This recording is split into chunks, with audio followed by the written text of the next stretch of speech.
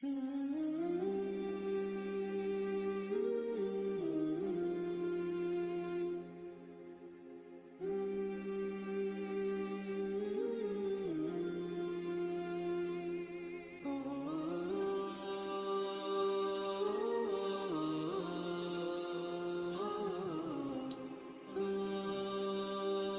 اللہ الرحمن الرحیم والذی یریکم البرق خوفا وطمعا وینشئ السحاب الثقال، یعنی اللہ تعالیٰ ہی کی ذات پاک ہے جو تمہیں برق و بجلی دکھلاتا ہے، جو انسان کے لیے خوف بھی بن سکتی ہے کہ جس جگہ پڑ جائے سب کچھ خاک کر ڈالے، اور طمع بھی ہوتی ہے کہ بجلی کی چمک کے بعد بارش آئے گی، جو انسان اور حیوانات کی زندگی کا سہارا، اور وہی ذات پاک ہے جو بڑے بڑے بھاری بادل سمندر سے مانسون بنا کر اٹھاتا ہے اور پھر ان پانی سے بڑے ہوئے بادلوں کو فضا میں بڑی جلدی کے ساتھ کہیں سے کہیں لے جاتا ہے اور اپنے حکم و قضاء اور قدر کے مطابق جس زمین پر چاہتا ہے برساتا ہے۔ وَيُسَبِّحُ الرَّعْدُ وَبِحَمْدِهِ وَالْمَلَائِكَةُ مِنْ خِیفَتِهِ وَيُرْسِلُ الصَّوَاعِقَ فَیُصِیبُ بِهَا مَن یَشَاءُ وَهُمْ یُجَادِلُونَ فِی اللَّهِ وَهُوَ شَدِیدُ الْمِحَالِ، یعنی تسبیح پڑھتا ہے رات اللہ تعالیٰ کی حمد و شکر کی، اور تسبیح پڑھتے ہیں فرشتے اس کے خوف سے۔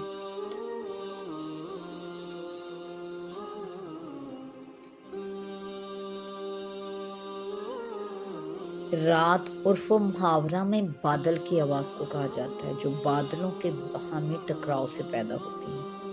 اس کے تسبیح پڑھنے سے مراد وہی تسبیح ہے جس کے متعلق قرآن کریم ایک دوسری آیت میں ارشاد آیا ہے قرآن کریم میں کہ زمین و آسمان میں کوئی چیز ایسی نہیں جو اللہ تعالیٰ کی تسبیح نہیں کرتی ہو، لیکن یہ تسبیح عام لوگ سن نہیں سکتے۔ اور بعض روایات و حدیث میں ہے کہ رات اس فرشتے کا نام ہے جو بارش برسانے پر مسلط ہے اور مامور ہے۔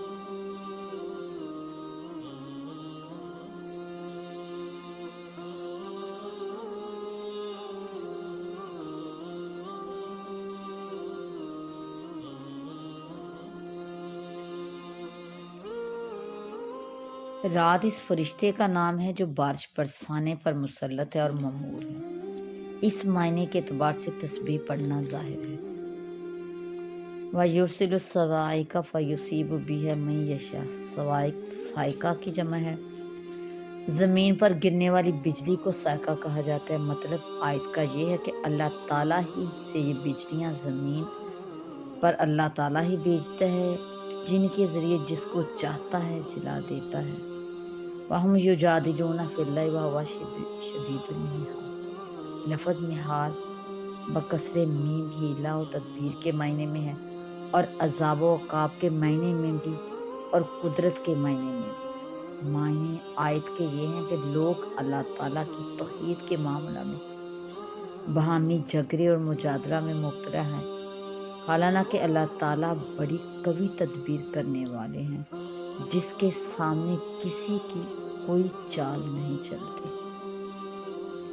لَهُ دَعْوَةُ الْحَقِّ وَالَّذِينَ يَدْعُونَ مِن دُونِهِ لَا يَسْتَجِيبُونَ لَهُم بِشَيْءٍ إِلَّا كَبَاسِطِ كَفَّيْهِ إِلَى الْمَاءِ لِيَبْلُغَ فَاهُ وَمَا هُوَ بِبَالِغِهِ وَمَا دُعَاءُ الْكَافِرِينَ إِلَّا فِي ضَلَالٍ۔ اسی کا پکارنا سچ ہے، اور جن لوگوں کو کہ پکارتے ہیں اس کے سوا وہ نہیں کام آتے ان کے کچھ بھی، مگر جیسے کسی نے پھیلا دیے دونوں ہاتھ پانی کی طرح کہ آ پہنچے اس کے منہ تک، اور وہ کبھی نہ پہنچے گا اس تک، اور جتنی پکار ہے کافروں کی سب گمراہی ہے۔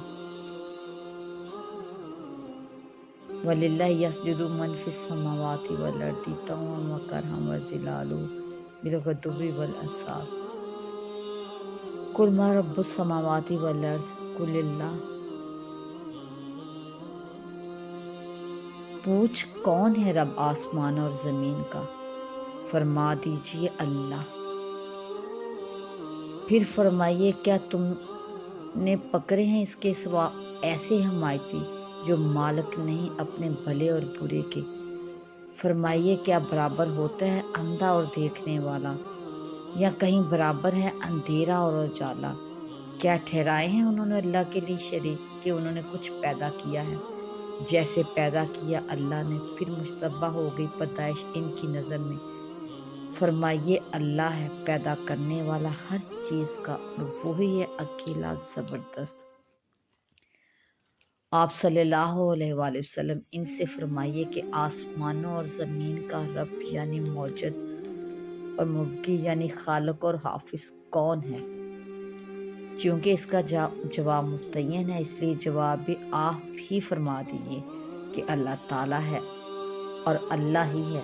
پھر آپ صلی اللہ علیہ وآلہ وسلم یہ فرمائیے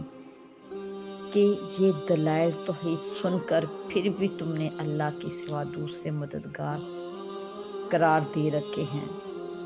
خود اپنی ذات کے نفع نقصان کا اختیار نہیں رکھتے وہ۔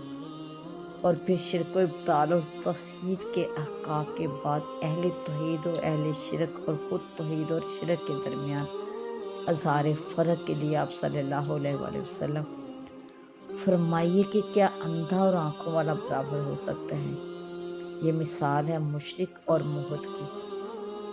یا کہیں تاریکی اور روشنی برابر ہو سکتی ہے؟ یہ مثال ہے شرک اور توحید کی۔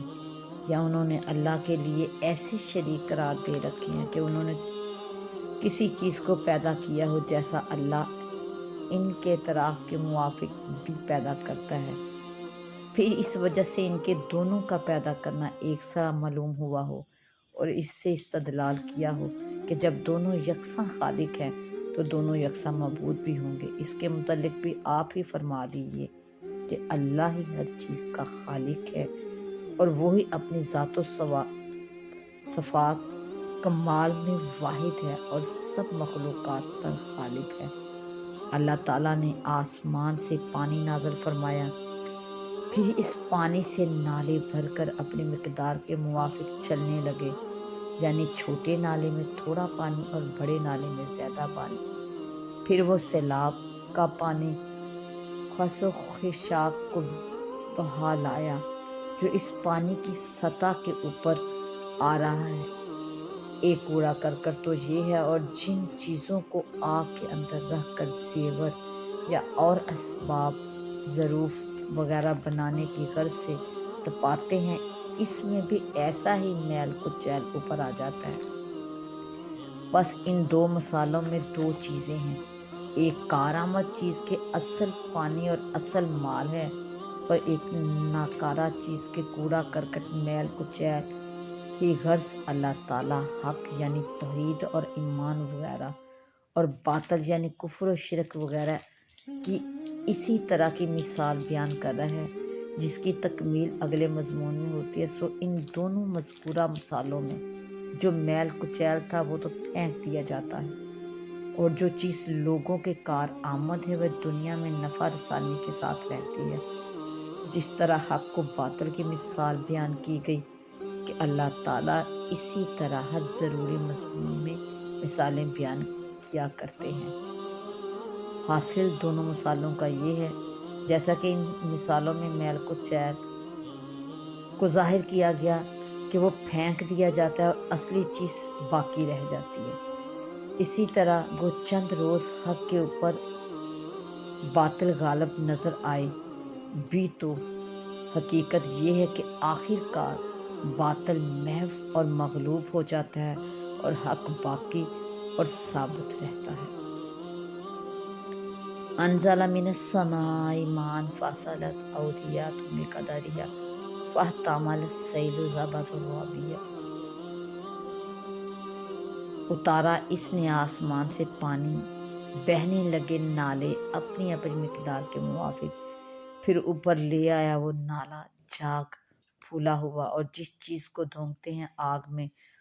زیور کے واسطے یا اسباب کے، اس میں بھی جاگ ہے، ویسا ہی